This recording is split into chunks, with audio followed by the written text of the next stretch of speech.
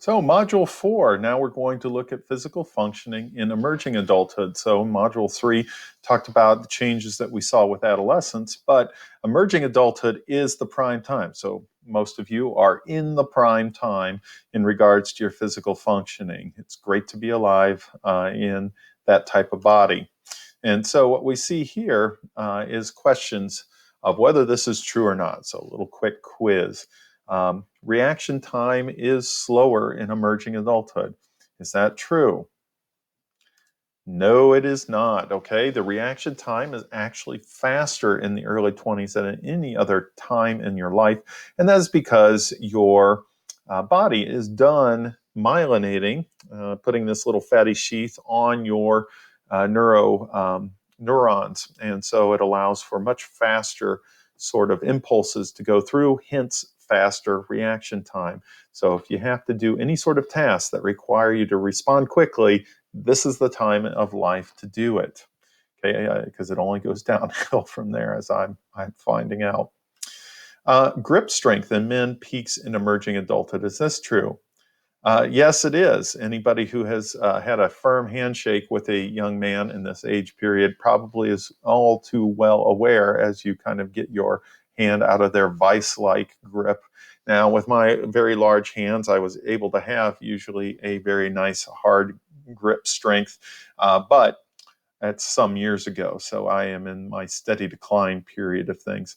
Unfortunately, if you ever take a lifespan course, you're going to find out this is the theme. Everything peaks around your mid-20s physically, and then it's just a slow, steady decline on out. Not D's, steady. Okay. Cardiac output peaks at 18 years of age. Is this true? Okay. No, not quite. You still got a few more years, and that's why your really elite cross-country kind of marathon runners tend to be more in their mid-20s, just because you have that cardiac peaking at that stage. And so these are just a few things that we see in our physical functioning for emerging adults.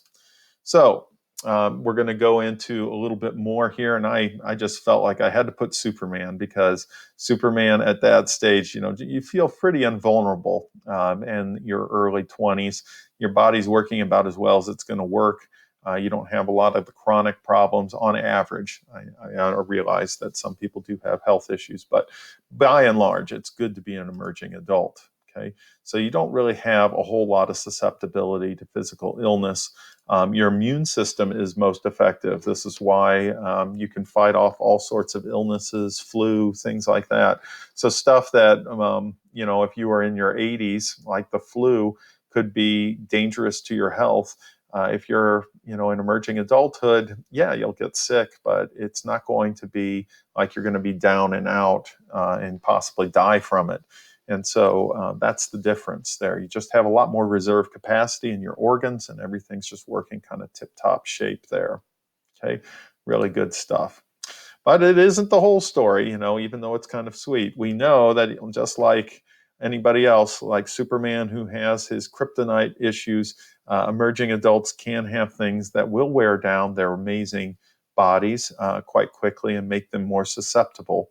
And it's usually due to behavior issues, okay? So lifestyle issues that undermine your health. And these are just kind of a list of them. Poor nutrition. So what have you been eating recently? If you've been locked down or haven't been able to go out a whole lot, your food probably has not been all that great. College students in particular are not great about their sleep habits and can oftentimes get very little sleep. The less sleep you get, the more your body breaks down. Your immune system isn't as effective. Of course, thinking about all the stress, and we're no strangers to that in this current environment. The stress of juggling the school, work, multiple jobs, all of that is going to be very difficult. Throw in, some of you do have some family obligations, and you've got things that will certainly wreck your overall health. Even if you think you can kind of manage it, it is having an impact. So we need to think about that. All that being said, though, things like auto accidents, those are the leading cause of death in the United States for emerging adults. And then homicide is also one of the common causes. So So if you look at auto accidents and homicides, if you're an age group and those are the top ones, either you got to be really concerned about your driving habits and such, which of course you might be, but it also doesn't have things like heart disease, lung cancer, or anything like that that you would see at the later stages. So this is just another indicator of all the kind of healthy stuff that is going on. Now, the other thing that we see is rates of contracting sexually transmitted infections, or sometimes it used to be referred to as an STD, which is a sexually transmitted disease, including things like HIV and all the other wonderful things, chlamydia, gonorrhea. I could go on and on about the various STIs out there. Highest in the early 20s because there tends to be more sexual partners in the early 20s. So you don't tend to be in steady relationships, or if you're in steady relationships, they're unstable to the point of like they don't last more than a year or two, and then you go on to another person. And so there's just a lot of sorting out. You don't have a whole lot of people married in emerging adulthood.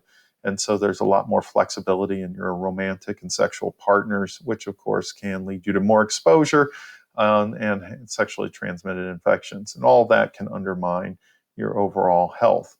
So the takeaway from this very short module is that emerging adults are in primo condition as far as the body's concerned. Everything's working well. You can go ahead and overcome lots of different obstacles, but societally, we are stuck at that age with a lot of uncertainties. We usually don't make a lot of money, so you have to work longer hours. You're still trying to increase your education, and a lot of times you are have access to food that isn't necessarily so healthy, and you tend to want to socialize, but you're also doing all this other stuff, so that leads to a lack of sleep. So a lot of those factors you really got to take a look at if you want to change, if you're not feeling very well, or run down and see if you've maybe got to just give some of those things up. So in Module 5, we're going to look at the pubertal order of various primary and secondary sexual characteristics. In other words, what seems to change first in the stages of puberty. So stay tuned.